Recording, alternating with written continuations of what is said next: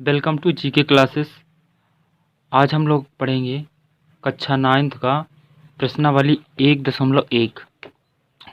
1.1 पढ़ने से पहले हम लोग पहले कुछ इसकी बेसिक बातें जान लेते हैं। घातांक के नियम जान लेते हैं। ये है घातांक का नियम। क्या है? ये है घातांक का नियम। घातांक का पहला सूत्र है a की घात m और a की घात n बराबर क्या होगा? देखिए, आधार सेम है। आधार कहने का मतलब a यहाँ भी है, यहाँ भी आधार दोनों का सेम है, दोनों का एक ही आधार है, लेकिन घात दोनों की अलग अलग है। तो इन दोनों की घात देखिए, घात क्या होगी? जुड़ जाएगी। ये m और n दोनों जुड़ गई है और इन दोनों का एक कॉमन ले लिया गया है, एक कॉमन हो गया है a की घात m+1। कहने का मतलब जब आधार सेम हो और घात अलग अलग हो तो वो घात क्या हो जाती है? जुड़ जाती है। आपस में क्या होती है? जुड़ जाती है। तो इसका एग्जाम्पल देख लेते हैं। जैसे 2 की घात 2 लिखा है और यहाँ लिखा है 2 की घात 3। तो इसको हम लोग क्या करेंगे? दो, देखिए इसमें से दो एक कॉमन ले लिए और ये दोनों जुड़ जाएंगी तो क्या हो जाएगा? 3 और 2 कितना हो जाएगा? 5। अब ये 2 की घात 5, तो इसको हल कैसे करेंगे? 2 गुणे 2 गुणे 2 गुणे 2 गुणे 2। 2 को 5 बार करेंगे तो क्या होता है? 2 2 दूनी 4, 4 दूनी 8, 8 दूनी 16, 16 दूनी 32। इसका उत्तर क्या हो जाएगा? 32। ये है घातांक का नियम। ये हो गया हमारा आंसर। ये फर्स्ट सूत्र है। और इसी तरह दूसरा सूत्र है, बहुत ही इजी है, बहुत ही सरल है। देखिए जैसे लिखा है, कोई क्वेश्चन लिखा है जैसे कि इसका सूत्र है a की घात m और कोष्टक बंद हो जाता है और उसकी घात n चढ़ जाता है। ठीक है, तो जैसे देखिए a ले लिए तो यहाँ चिन्ह नहीं है, एम एन के बीच में किसी का चिन्ह नहीं है, सिर्फ कोष्टक है जहाँ किसी का चिन्ह नहीं होता। ऐसे याद करिए कि तो मल्टीप्लाई हो जाता।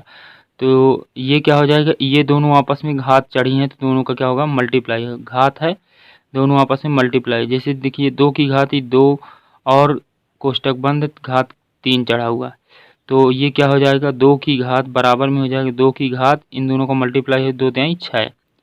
अब इसका उत्तर कैसे हो जाएगा? 2 गुणे 6 बार इसको लिखें, 2 गुणे 2 गुणे 2 गुणे 2। ठीक है, 2 2 दूनी 4, 4 दूनी 8, 8 दूनी 16, 16 दूनी 32, दूना 64। कितना हो जाएगा? 64। 64 इसका आंसर आ जाएगा। क्या आ जाएगा? 64 इसका आंसर आ जाएगा। ठीक है, इसके बाद है तीसरा। तीसरा देखिए, लिखा है a की घात m बटे a की घात n। तो क्या हो जाएगा? दोनों में क्या है? आधार सेम है, ए दोनों जगह है। तो जब ये ऊपर जाता है तो a कॉमन हो गया। कहने का मतलब आधार एक हो जाता है और ऊपर वाली घात से नीचे वाली घात माइनस में हो जाती है। तो a की घात m-1। जैसे लिखा एग्जाम्पल की 2 की घात 4 बटे 2 की घात 2। तो इसको कैसे करेंगे कि 2 की घात 4 माइनस 2, इसी तरह लिखना जैसे इसमें लिखा है। तो क्या हो जाएगा? 2 की घात 2 और 2 की घात 2 गुणे 2 तो कितना हो जाएगा? 4। 2 दूनी 4। ठीक, इसके बाद है तीसरा। तीसरा देखिए, जैसे लिखा है a की घात n और b की घात n बराबर क्या है? A B M. देखिए ए बी एन लिखा हुआ है। क्या लिखा हुआ? n। दोनों आधार, इस बार आधार अलग अलग है तो ए बी है। तो जैसे लिख दिए 2 की घात 3 और बीच में कुछ चिन्ह नहीं है तो गुणा है। इसका एग्जाम्पल समझ लेते हैं। तो 2 की घात 3 और कुछ भी लिख देते हैं, 3 की घात 3 लिख दिए, 3 की घात। तो देखो इनका और इनका दोनों का आपस में मल्टीप्लाई हो जाएगा, 2 तिहाई 6 और ये दोनों पावर की कॉमन हो जाए, पावर इस बार कॉमन हो जाएगा तो क्या हो जाएगा? 3। तो अब 6 का अगर 3 गुणे 3 लिखते हैं आप 3 बार तो कितना हो जाएगा? 3 त्रिकाई 9, 6 है, 6 6 छंगा 36, 36 छंगा 216 हो जाएगा। कितना हो जाएगा? 216 आंसर हो जाएगा। ठीक, इसके बाद अच्छा अब आते हैं आपकी प्रश्नावली 1 पर। प्रश्नावली एक में क्वेश्चन आपका कह रहा है कि क्या शून्य एक परिमेय संख्या है क्या इसे आप P बटे Q के रूप में लिख सकते हैं, जहाँ P और Q पूर्णांक है। देखिए दोनों पूर्णांक है और P बराबर नहीं है ओ 0 की, ठीक है। P बराबर नहीं है 0, P बराबर नहीं है 0। तो देखिए इसको क्या कह सकते हैं आप लोग, इसको कह सकते हैं कि हाँ शून्य। हाँ, इसका उत्तर लिखिए, प्रश्न नंबर 1 का उत्तर 1 है, 1 है। हाँ शून्य एक परिमेय संख्या है, एक परिमेय संख्या है।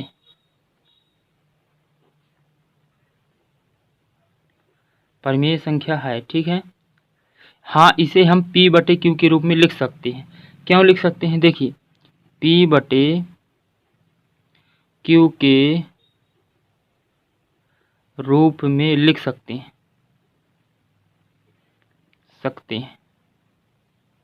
क्यों लिख सकते हैं, देखिए इसमें बोला है Q बराबर नहीं है 0 के, लेकिन P बराबर 0 के। P बराबर क्या है 0, और Q बराबर 0 नहीं है, ये है प्राकृतिक संख्या। प्राकृतिक संख्या, अब प्राकृतिक संख्या क्या होती है, प्राकृतिक संख्या हमने बताया है 1 से लेकर अनंत तक, 2 3 अनंत तक। तो ठीक है, तो हम इसको लिख सकते हैं कि 0 बटे प्राकृतिक संख्या लिखते हैं P बटे Q के रूप में लिख सकते हैं, P बटे Q के रूप में सकते हैं, P बटे Q के रूप में लिख सकते हैं, P बटे Q के रूप में लिख सकते हैं। तो 0 हो गया, 0 के नीचे हमको बटे में क्या लिखना है, प्राकृतिक संख्या। तो प्राकृतिक संख्या 1 है, तो इसको अब हल करेंगे तो क्या आएगा, 0 आएगा। जैसे अब देखिए से दूसरा एग्जाम्पल, 0 है ऊपर, P बराबर क्या है 0, अब Q बराबर क्या हो जाएगा, प्राकृतिक संख्या। प्राकृतिक संख्या 1 ले लिया हूँ, अब 2 ले रहा हूँ, 2 लिख रहा हूँ, तो क्या आएगा, इसका भी उत्तर 0। इसलिए इसका आंसर आ गया कि क्या, ये P बटे Q के रूप में हम लिख सकते हैं। हाँ, यह शून्य एक परिमेय संख्या है, इसका आंसर हो गया, ठीक है। आइए दोस्तों, अब हम लोग प्रश्न नंबर 2 का हल देखते हैं। हल, ठीक है। प्रश्न नंबर 2 का हल है, कह रहा है 3 और 4 के बीच 6 परिमेय संख्याएं ज्ञात कीजिए, ठीक है। 3 और 4 के बीच परिमेय संख्या ज्ञात करना, तो ठीक है। 3 व 4 के बीच कितनी परिमेय संख्या, 6। तो क्या करना है, परिमेय संख्या, परिमेय संख्या, ठीक है, परिमेय संख्या। तो ठीक है, 3 व 4 के बीच की परिमेय संख्या कौन कौन सी, ठीक है। 3 व 4 के बीच की परिमेय संख्या, देखिए इसमें कितनी संख्याएं हल करना है हमको, 6 संख्याएं, 6 संख्याएं हल का। तो 6 में प्लस 1 कर लेना है, क्या करना है, 6 में प्लस 1 करना है, तो क्या हो जाएगा 7, ठीक है। 7 किया, अब देखिए 3 और 3 का मल्टीप्लाई करना है इस 7 से ऊपर और नीचे दोनों जगह, किया हमने, ठीक। और इसमें ये 4 है, 3 हो गया, अब 4, ये 4 लिखना है, और 4 7 का ऊपर और नीचे। देखिए इस 3 में हमने एक बार 7 ऊपर नीचे मल्टीप्लाई किया, फिर इस 4 में ऊपर नीचे वो 7 का मल्टीप्लाई किया, ठीक है ना। तो क्या हो जाएगा, देखिए 7 त्रिक 21, 21 बटे 7, 7 चौक 28, 28 बटे 7, ठीक है। तो क्या आया, 21 बटे 7 और 28 बटे 7। अब हमको इनके बीच की संख्याएं, जो 6 संख्या पूछा है वही 6 संख्या लिख लेनी है। तो देखिए 21 के बाद क्या आएगा, 21 के बाद आएगा 22 बटे 7,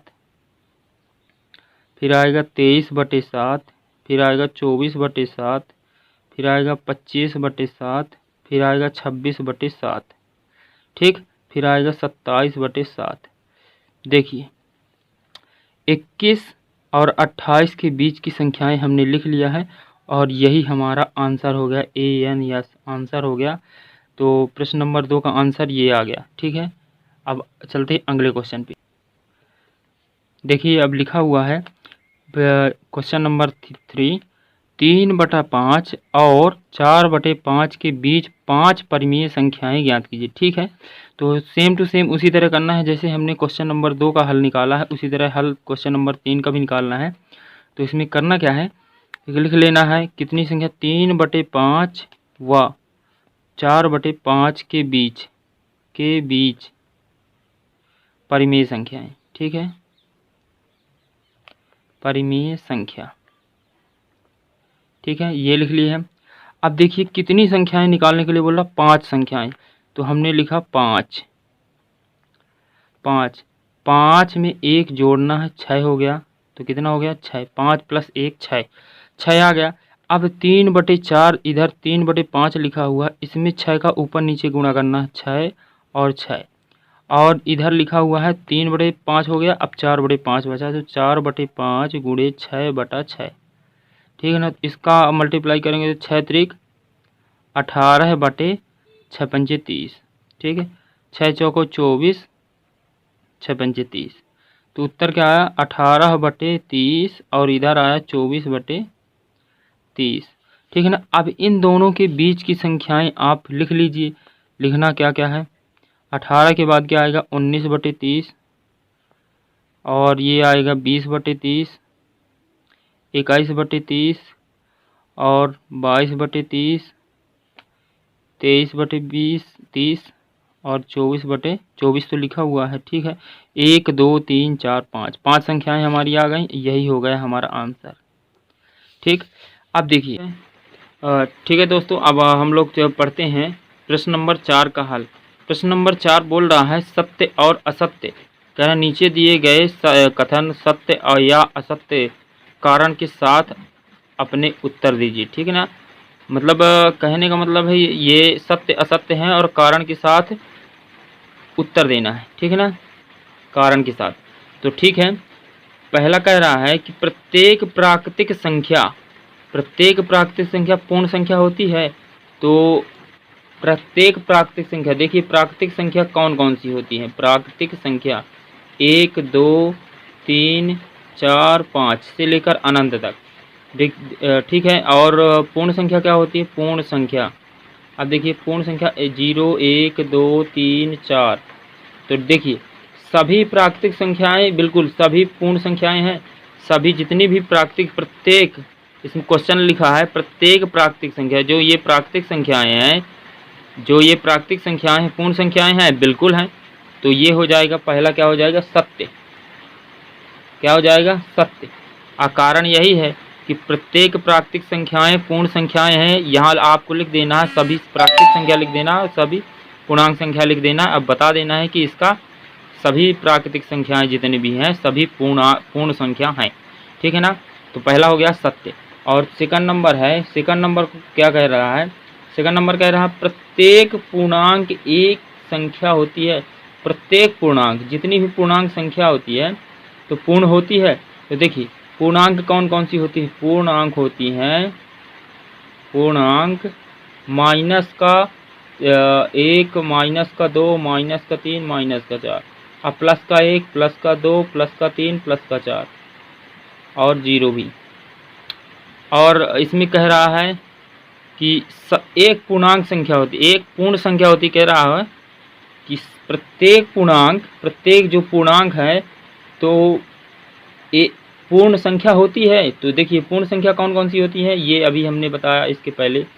पूर्ण संख्या 0 1 2 3, तो ये सभी संख्याएं क्या पूर्ण संख्या है, बिल्कुल गलत। तो क्या हो जाएगा, असत्य। असत्य, देखिए ये पूर्णांक संख्या है जबकि ये पूर्ण संख्या है, तो कहला प्रत्येक पूर्णांक संख्याएं पूर्ण संख्या होती हैं, तो बिल्कुल असत्य हो जाएगा। ठीक ना, अब आते हैं तीसरे नंबर में। तीसरा नंबर क्या कह रहा है, तीसरा नंबर क्वेश्चन कह रहा है प्रत्येक परिमेय संख्या, प्रत्येक जो परिमेय संख्या है तो एक पूर्ण संख्या होती है। तो क्या कहेंगे इसको, बिल्कुल असत्य है। असत्य है, क्यों असत्य है, अब आप लोग समझ गए होंगे क्यों असत्य है। देखिए प्रत्येक परिमेय संख्या कौन, 3/4। तो क्या ये संख्या पूर्ण संख्या है, पूर्ण संख्या तो बल्कि देखिए पूर्ण संख्या कौन होती है, ये पूरी संख्या होती है, बटे में नहीं होती। 1 2 3 ये सभी पूर्ण संख्या है, 0 से अनंत तक सभी पूर्ण संख्याएं हैं। लेकिन ये तो ना तो जीरो है, तो जीरो से अनंत के बीच में, लेकिन क्या है ये पूरा पूरा नहीं है, ये बटे में संख्या है, इसलिए ये बिल्कुल परिमेय संख्याएं जो होती हैं वो पूर्ण संख्याएं नहीं होती, असत्य हो गया। ठीक है, तो अगर आपको इसी तरह की वीडियो चाहिए तो आप सब्सक्राइब कर लें और लाइक कर दें। धन्यवाद।